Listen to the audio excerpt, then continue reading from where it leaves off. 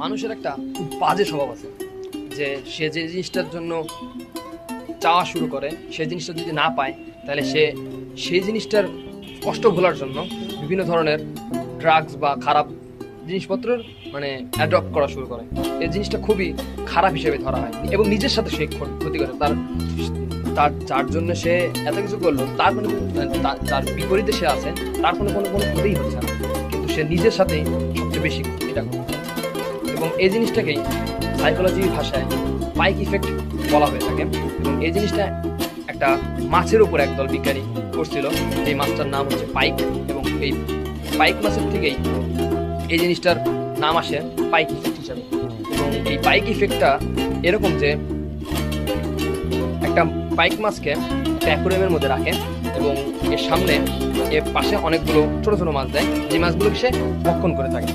এবং কিছু সময় পর বিজ্ঞানীরা পরীক্ষা করার জন্য ওই মাছগুলো মানে যেই পাইক মাছটাকে আলাদা করে, আর ওই মাছগুলোকে আলাদা করার জন্য একটা মাঝখান দিয়ে একটা গ্লাস দেয় যাতে সে দেখতে পারে যে ওই পাশে মাছ আছে।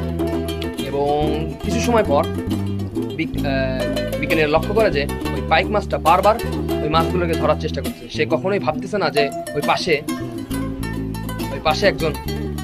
একটা মানে আমাকে কিছু একটা বাধা দিচ্ছে, ওই জিনিসটা আমাকে বাধা দিচ্ছে।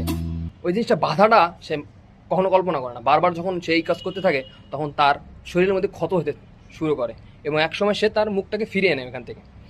দেন বিজ্ঞানীরা ওই গ্লাসটাকে তাদের মধ্যে সরায় দেয় এবং কিছু সময় পর ওই মাছগুলো তার চারপাশে ঘুরতে থাকে, কিন্তু ওই পাইক মাছটা ওই মাছগুলোকে আর খায় না। এবং এরকম করতে করতে পাইক মাছটা একসময় মারা যায়। এবং ঠিক একই সিনড্রোম মানুষের মননের ক্ষেত্রে বা সাবকনশিয়াস মাইন্ডের ক্ষেত্রে কাজ করে। এবং আমরা এই জিনিসটাকে খুব ডিপলি যদি আমরা থরলি চিন্তা করি তাহলে এই জিনিসটা আমাদের বিভিন্ন দৈনন্দিন জীবনের ক্ষেত্রে আমরা ব্যবহার করেই থাকি। এবং আপনি যদি এটাকে অগ্রাহ্য করেন তাহলে আপনার নিজেরই ক্ষতি হতে পারে, আর আপনি ডিপ্রেশনের মধ্যে পড়বেন, দ্যাটস ফর শিওর। এবং এর থেকে কাটায় ওঠার জন্য আমাদের বিভিন্ন সাইকোলজিক্যাল ব্যাখ্যা আছে, যা সম্পর্কে আমরা পরবর্তীতে জানতে চেষ্টা করব। আর যদি আপনার এই বিষয়ে আগ্রহ থেকে থাকে তাহলে অবশ্যই কমেন্ট করতে ভুলবেন না। Hope for the best, over and out, আরিগাতো।